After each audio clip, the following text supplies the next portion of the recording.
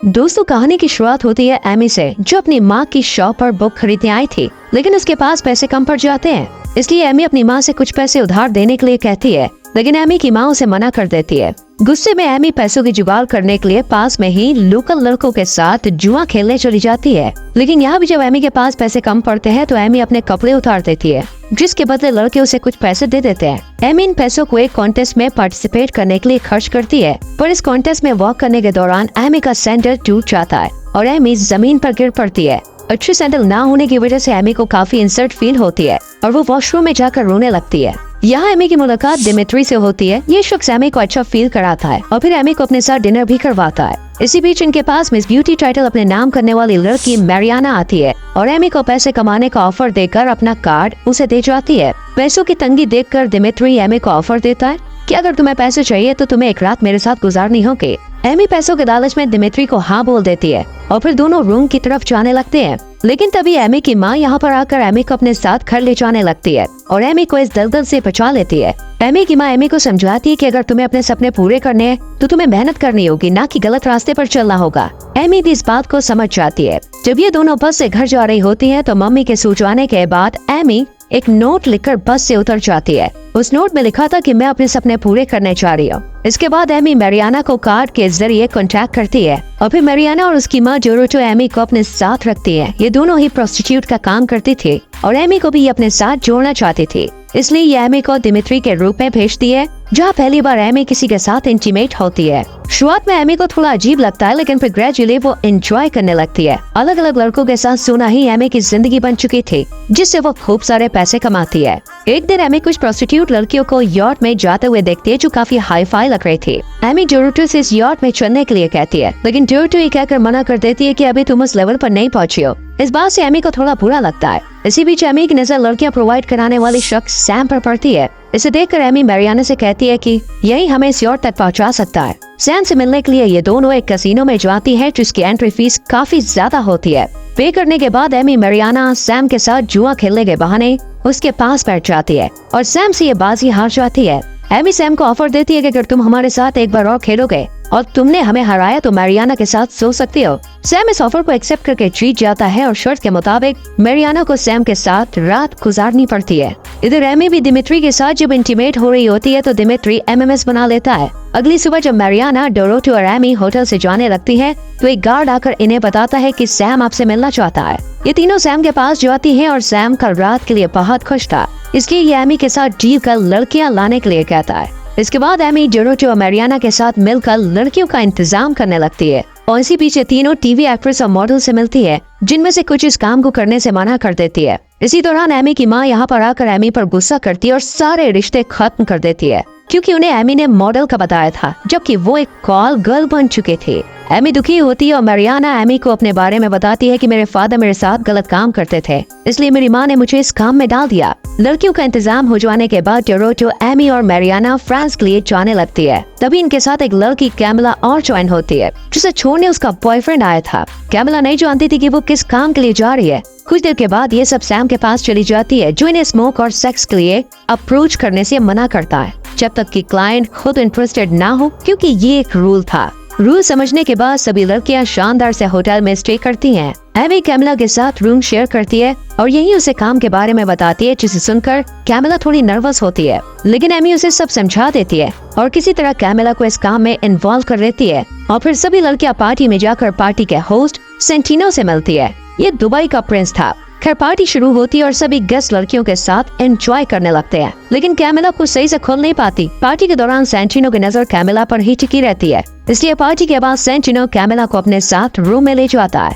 और कैमिला को किस करता है और फिर दोनों इंटीमेट हो जाते हैं। अगले सीन में हम कैमिला को देखते हैं, जो एमी के रूम में बहुत खुशी खुशी आती है। मैरियाना और एमी कैमिला की खुशी देखकर रात के बारे में पूछती है, जिस पर कैमिला बताती है कि सेंटिनो ने मेरे लिए खाना बनाया था, हमने एक साथ काफी अच्छा टाइम स्पेंड किया। अगले सीन में हम सैम और एमी को एक साथ बात करते हुए देखते हैं। ये देखकर डोरोटो को काफी जलन होती है, इसलिए डोरोटो मैरियाना से सेंटिनो के क्लोज जाने के लिए कहती है, जिससे सेंटिनो एमी के साथ डील करके इनके साथ डील करे। इसलिए ये दोनों जब सैम से बात करने जाती है तो सैम मीटिंग में होता है और बाद में बात करने के लिए कहता है। पार्टी में सेंटिनो एक नई लड़की को लेकर रूम में जाता है। ये देखकर कैमिला को काफी बुरा लगता है। इधर सैम एमी से उसके फ्यूचर प्लान के बारे में पूछता है, जिस पर एमी कहती है कि मुझे बहुत पैसे कमाने हैं, और बातों में दोनों क्लोज आकर एक दूसरे को किस करते हैं। रूम में जब एक लड़की सेंटिनो के साथ बिताई गई रात के बारे में बताती है तो कैमिला को काफी बुरा लगता है, क्योंकि एक रात सेंटिनो ने उसके साथ भी बिताई थी।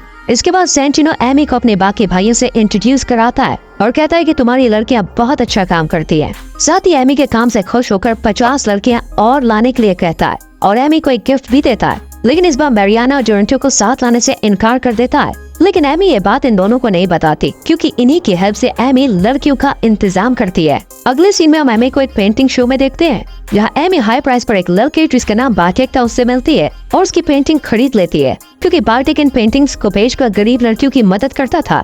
एमी बार्टेक से काफी इम्प्रेस होती है और उससे दोस्ती कर उसके घर जाती है और उसकी फैमिली से मिलती है।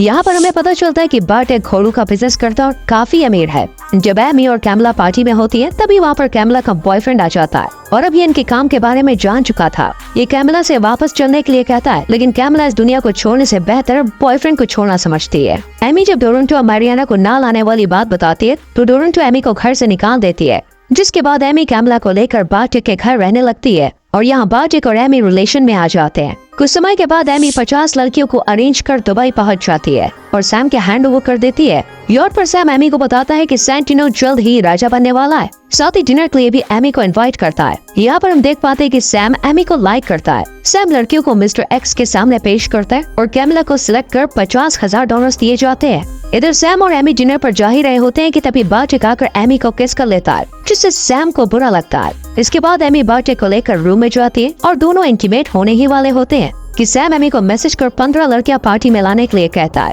इस पार्टी में सेंटिनो के भाई बहीर और कैलियो लड़कियों को अंडरगारमेंट्स उतारने के लिए कहते हैं। पार्टी के दौरान सैम एमी पर गुस्सा होता है, क्योंकि कुछ लड़कियां स्मोक की हुई थे। पार्टी खत्म होने के बाद लड़कियों को पता चलता है कि उनके पैसे और सामान चोरी हो गए, जो एमी ने कैमिला को दिए थे।